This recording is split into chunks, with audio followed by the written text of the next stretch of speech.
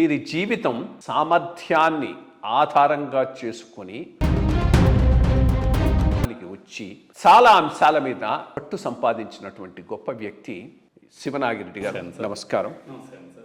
Vivekananda rock memorial plan ఇచ్చి దాన్ని మొత్తం స్థపతి ఎస్కే ఆచార్య గారు.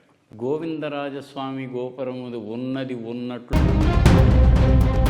ఎత్తున్న ఆ గోపురాన్ని పాదమంటే అన్నిటికీ మొట్టమొదటి వరకు దానికి అంటే ఆలయ లెక్కలు కట్టడానికి ఒక ఎంపికకి ఒక చక్కటి మాకు క్రైటీరియా ఉంది. Where we have to select వనే గిరే చ నగరే చైవ పుణ్య శకం. ఈ మధ్య జరిగినటువంటి దాదాపు 3500 సంవత్సరాల కాలంలో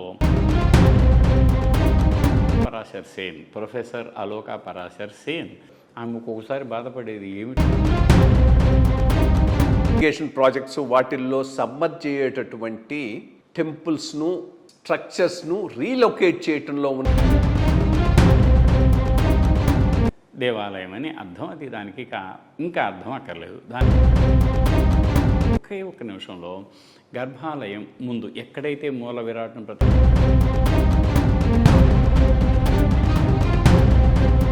సామీప్యం వరకు పోయి నిలబడి దాన్ని అంతా ప్రత్యక్షంగా చూసి ఆధ్యాత్మిక చింతనలో మునిగిపోయేటువంటి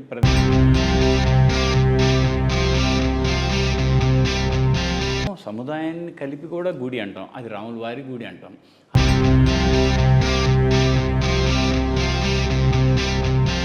భారతదేశం మొత్తంలో మనం అనుకున్నటువంటిది మనం ఋగ్వేద కాలం అని అనుకుంటాం. అందరూ దాదాపుగా 1000 సంవత్సరాల కింద.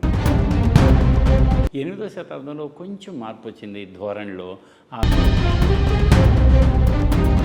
అదిగో ఆ సందర్భంలో ఏమైంది, బుద్ధ భగవానుడు, వర్ధమాన మహావీరుడు, క్రైస్తుకు పూర్వం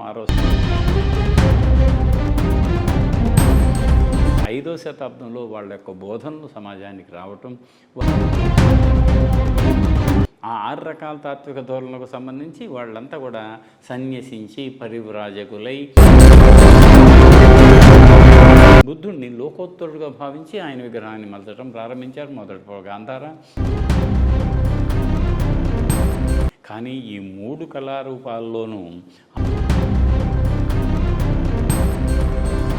బుద్ధుడిని లోకోత్తరుడుగా భావించి ఆయన విగ్రహాన్ని మలచడం ప్రారంభించారు. మొదటి గాంధార. కానీ ఈ 3 కళారూపాల్లోనూ అమరావతి అత్యుత్తమ శిల్పకళగా ప్రపంచంలో అసలు బుద్ధ భగవాను యొక్క ప్రతిమను భిక్షు ఎలా ఉంటాడు? సిద్ధార్థుడు బుద్ధుడయ్యే ముందు బోధిసత్వుడుగా ఆయన వాటిని కూడా తొలగించుకోవటానికి